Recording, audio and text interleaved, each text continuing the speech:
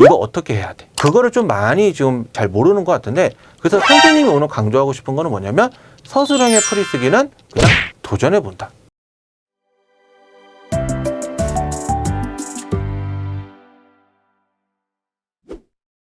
자, 슬기로운 수학생활 세 번째 시간인데, 이 슬기로운 수학생활 세 번째 오늘 할 거는 뭐냐면 서술형, 그러니까 풀이쓰기, 쓰기에 대한 중요성을 좀 이야기하고 싶은데, 이 풀이쓰기라고 하는 것 자체는 왜 중요하냐라고 하냐면, 선생님 학창 시절 때만 하더라도 뭐라고 얘기를 했냐면 그냥 단순한 결과 중심, 그러니까 답이 맞으면 그냥 답만 받아서 이렇게만 갔었는데, 지금은 좀 그렇게 하지는 않고 스토리텔링이다 뭐다 이렇게 얘기를 해서 조금의 이제 과정을 좀 많이 보거든. 그래서 과정에서 점수를 좀 더 많이 평가를 하겠다라고 얘기하는 거야.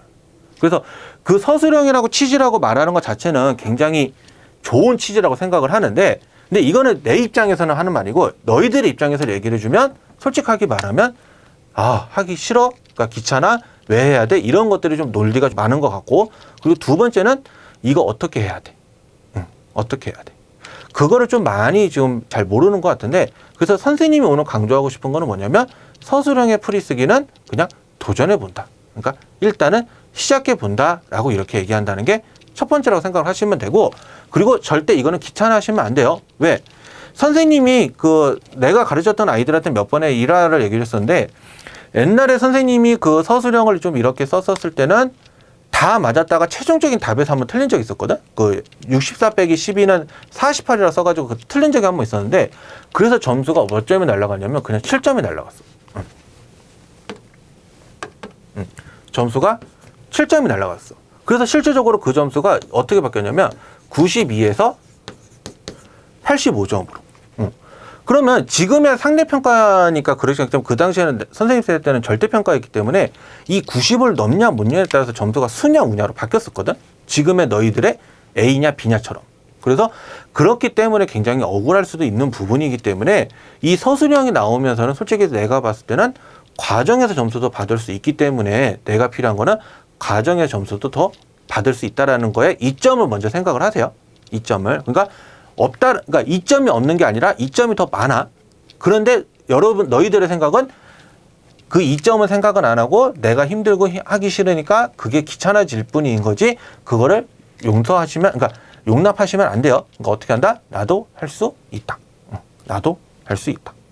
그 생각을 한번 해보세요. 그래서 오늘의 다시는 풀이쓰기의 중요성, 풀이쓰기의 중요성을 어필을 하면서 목표는 뭐냐면 겁내지 않고 해본다라는 거.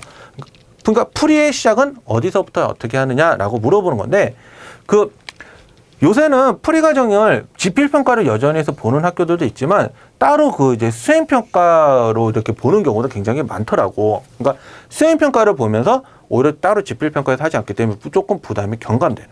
그렇지만 그것도 따로 내가 써야 된다는 걸 여러분들 많이 생각을 해봤으면 하는데, 수학은 솔직하게 말하면 선생님이 지금도 강조하는 건 뭐냐면 과정이 먼저 우선이 돼야 된다. 그러니까 무슨 말이냐면, 과정이 일단은 맞아야 결과가 맞을 확률이 높아지는 건데, 물론 그럴 수도 있죠. 과정이 다 맞았다고 해서 무조건 결과까지 다 맞느냐? 그러지는 못해요. 계산 실수나 이런 것 때문에. 근데 그런 걸 떠나서 일단은 과정이 맞아야 된다라고 하는 건 뭐냐면, 단순하게 답만 맞는 쪽으로는 하지 말라라고 얘기하는 거예요. 단순하게 답이 맞으라고는. 그래서 답만 맞는 수학 공부는 솔직하게 말하면 여러분들한테 장기적으로 말한다 보더라도 되게 안 좋고, 단기적으로 말하는 것도 사실은 효과가 없고.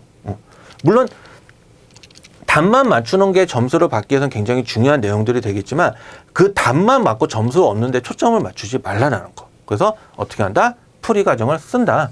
그래서 내가 그런 과정들을 한번 써보는 걸 이야기하는 게 서술형이다 라고 하는 거예요. 그래서 서술형의 시작은 오늘 어떻게 하냐, 한번 문제 한 예시 문제를 2개를 들어주고 다시 한번 살펴보면서 이렇게 하는 거구나. 그러니까 학년에 따라서는 조금 맞는 학년이 있고 안 맞는 학년이 있겠지만, 어찌됐든 간에 어떤 원리로 쓰는지를 한번 생각을 해보세요. 그게 서술형이다 라고 이야기하는 거니까. 자, 그래서 한번 첫 번째 문제를 한번 가보면, 자, 문제에서 이렇게 보게 되면은, 자, 원래는 문제에서 보게 되면 요게 없어. 요게 없어. 어떻게 나오냐면 요렇게만 딸랑 정겨져 있죠. 요렇게. 그래서 3차 방정식을 하고, 그래서 한근이 요거고, A와 나머지 두 근을 구하는 과정을 다음 단계로 서술하여라 라고 되어 있는데, 이 단계별로 나와 있다라는 거는 시작 포인트가 이렇게 가라라고 하는 거거든. 그러니까 어떤 수학 문제든지 간에 어떠한 수학 문제든 간에 뭔가 시작을 해야 돼.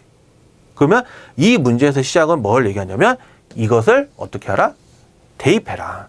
그러니까 여기 1단계에서 줬기 때문에 이거를 여러분한테 하라라고 하는 거야. 그래서 여기다가 대입을 하면 마이너스 1, 마이너스 1, 마이너스 A, 마이너스 1은 0이니까 A가 지금 뭐가 나오냐라고 하냐면 마이너스 3이 나온다라고 하는 걸 알 수가 있고, 그러면 이 방정식을 풀기 위해서는 두 번째는 뭘 하라라고 하는 거냐면 조리제법을 하라라고 되어 있지. 조리제법을. 그래서 이게 x세제곱 마이너스 x제곱 마이너스 3x 마이너스 1은 0인데 근이 마이너스 1인 걸 알고 있으니까 조리제법을 이용해주면 1, 마이너스 1, 마이너스 3, 마이너스 1이니까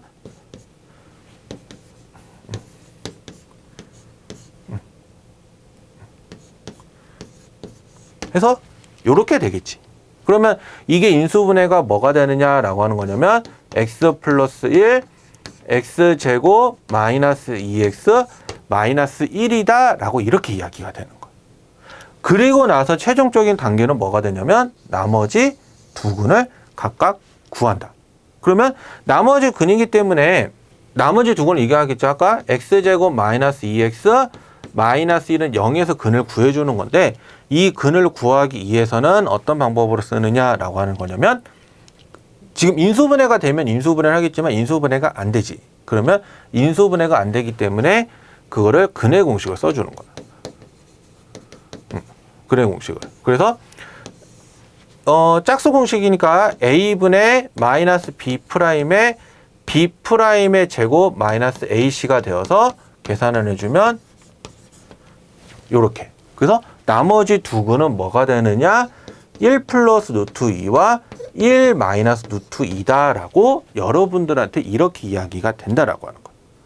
자, 다시 첫 번째 서술형의 문제에서는 단계별로 이렇게 갔을 때 어떻게 했냐면 뭘 먼저 시작을 해야 될지, 그리고 시작을 하게 되면 그거를 그대로 써서 쓰면 된다라고 얘기하는 거예요.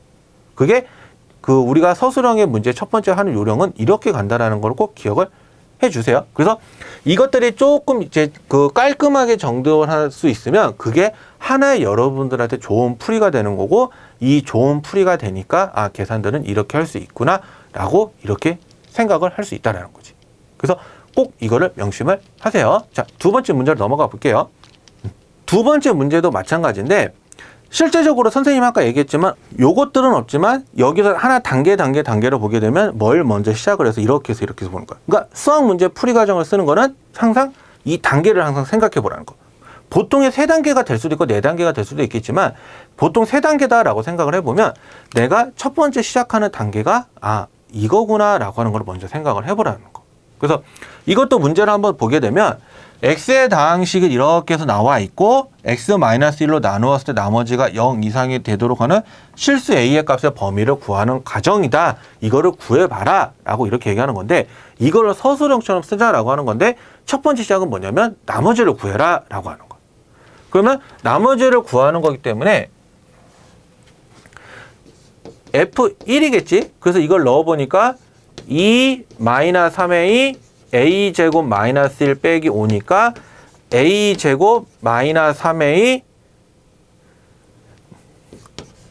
마이너스 4가 된다라고 하는 게 이게 내가 문제에서 구하고자 하는 나머지가 되는 거고, 그러면 이것을 부등식을 세워야 되니까 이게 뭐가 되느냐라고 하는 거냐면 0 이상.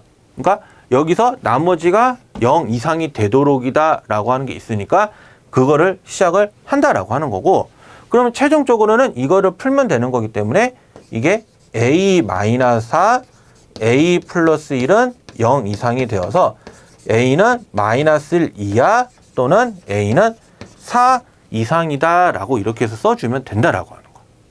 자, 다시 우리가 이 문제를 풀기 위해서는 시작하는 포인트가 뭔지 생각을 해보고 시작하는 포인트를 잡아서 그 단계별로 3단계로, 그래서 이 3단계로 해보면서 이것들을 해보니까 이런 식으로 식을 세우고 풀어주면 된다라고 하는 게 서술형 문제가 되는 거예요. 자, 그래서 이게 서술형이라고 말을 하는 게 여러분들이 처음으로 고등학교 들어서 하는 게 아니라 중학교 수학을 하는 순간, 그리고 초등학교 과정도 지금은 굉장히 그 중간 과정에 대한 중심을 많이 얘기하기 때문에 이것들을 어떻게 시작을 하느냐, 그거의 문제가 다르거든요. 그러니까 이게 지금 선생님이 하나 예시로 들어준 거는 좀 고등학교 1학년에 있는 방정식과 부등식에 관련된 문제로서 하나 예시를 서로 해줬지만, 여러분들 예를 들어서 중학교 2학년, 1학년 때 배웠던 방정식의 활용, 그러니까 부등식의 활용 파트도 간다고 하면 여기서 시작은 뭘 얘기하냐면 내가 구하려고 하는 것이 무엇인지를 생각하면서 X로 놓고, 그리고 나서 문제에서 조건을 세우고 그 조건대로 세워서 그 식을 풀어주는 과정을, 그걸 하나의 서술형처럼 쓰게 되는 거예요. 서술형처럼. 그래서 실제적으로 서술형을 써야 된다라고 하는 거는 어떻게 하는 게 제일 좋냐면 평상시 습관. 평상시 습관을 했었을 때 문제 풀이를 꼼꼼하게 잘 적어가면서 한다라는 거. 그러니까 이거는 좀 제일 좋은 거는 노트에 써보는 걸 선생님이 많이 권장을 하고요. 노트에. 그러니까 왜냐하면 시중에 있는 교재들이 이 공간이 좀 작기 때문에 쓸 수 있는 문제들은 거기다 풀어도 상관없겠지만, 그런 게 좀 풀이 과정이 3줄 이상 되는 것들은 따로 노트에 정리를 하세요. 그래서 따로 노트에 정리를 하면서 이렇게 하나의 풀이 과정을 정리해 놓고 거기서 시작하는 포인트들을 이렇게 해서 해주는 게, 그게 서술형의 가장 기본이다라고 하는 거고, 선생님이 마지막 결론적으로 얘기하고 싶은 건 뭐냐면 겁먹지 말자. 겁먹지 말자. 그러니까 실제적으로 모르겠어. 뭐 너희들마다 다른 거고 사람들마다 상황이 좀 다르겠지만, 선생님이 서술형에 관련된 가장 많은 질문을 들어본 거는 뭐냐면, 쌤, 서술형 어떻게 써요? 라고 하는 질문인데, 이게 보통의 질문들을 좀 들어보게 되면은 선생님이 그 아이한테 해주고 싶은 조언은 뭐냐면, 시작을 해봐라. 시작을 해봐라. 그리고 두 번째 조건은 뭐냐면, 물론 내가 이거에 대한 기본적인 개념들은 다 알고 계셔야겠죠.